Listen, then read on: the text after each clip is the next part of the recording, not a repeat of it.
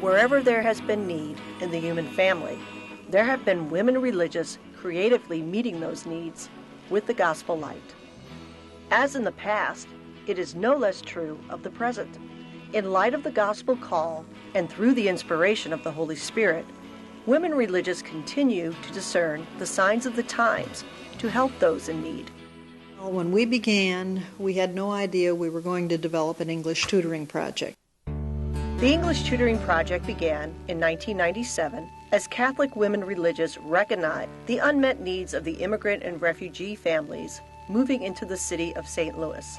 The elected leadership of the congregations that live and minister in the St. Louis area said, is there something we could do to help education in the city of St. Louis? Finally, we found ourselves hearing from so many people, if you really want to help a group that needs help, that's not getting it, please do something for the immigrant community. St. Cecilia Parish is designated as the home parish for Hispanics in the Archdiocese of St. Louis. And what that means is almost every parish in the Archdiocese has boundaries. St. Cecilia has no boundaries. The unifying piece for St. Cecilia is Hispanic heritage. And in a community like St. Cecilia, you would have line out the door of parents if there was a program offered to help them learn English in a setting that they're familiar with. They don't want to go to a private institution outside of this community. The school and the parish is their community, and they want to be part of it. And to offer them that service through us would have a great response, and I know would have a lasting impact on the parent community. The English Tutoring Project's mission is to offer immigrant and refugee families the option of a Catholic education by providing an on-site program to help their children learn the English language. As a result, children are able to assimilate into their regular classroom environments. The English Tutoring Project is offered free of charge to immigrant and refugee families and for the schools hosting the program. We're paid to work here, but not by the school, not by the diocese. We try to raise funds so that we can keep this going, so that we can give this to our immigrant kids. That's why we're here. The tutoring project in the school setting, given our community, we need the language services. We work with the teachers to help differentiate their instruction for language learners, but that's not the same as learning the language, which is what the English Tutoring Program does. As a program, English Tutoring Project is irreplaceable at St. Cecilia, in my opinion.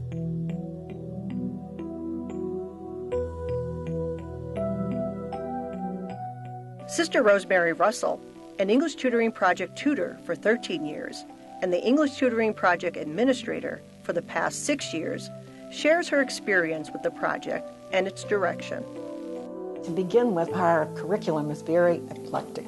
Our children don't come to us with just the regular differences that you expect in a classroom, different learning styles and different levels, but they also have a different language, a different culture, and a different level of English.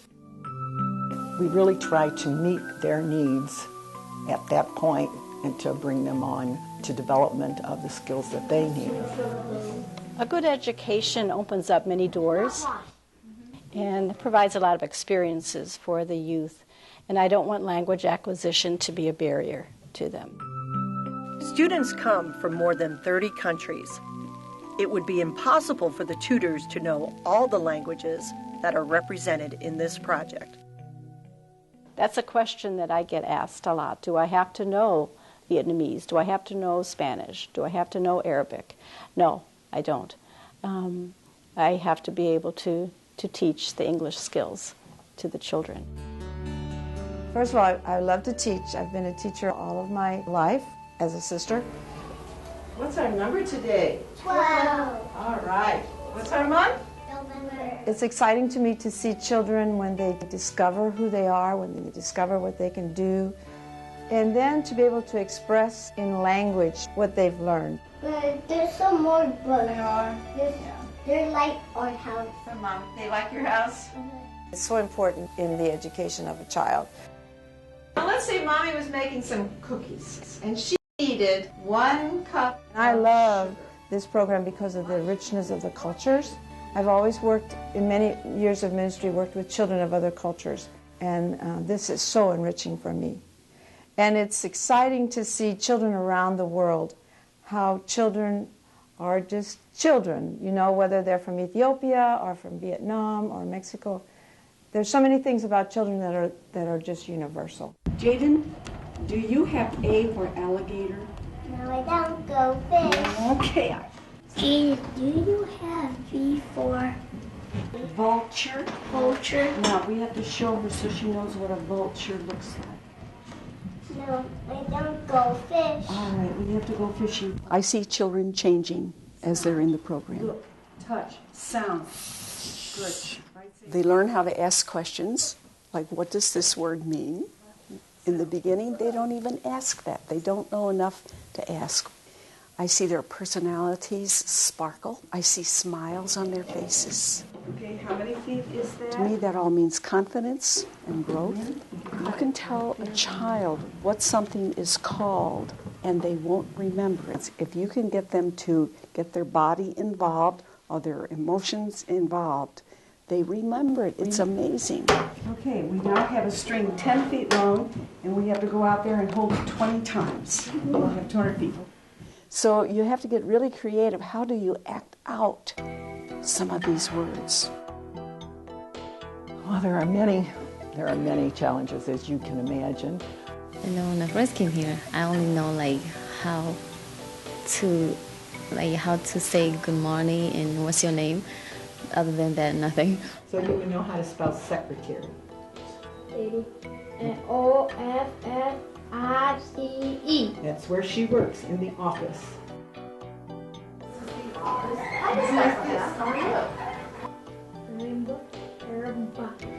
Columbo. Columbo. Columbo. Columbo. Very nice.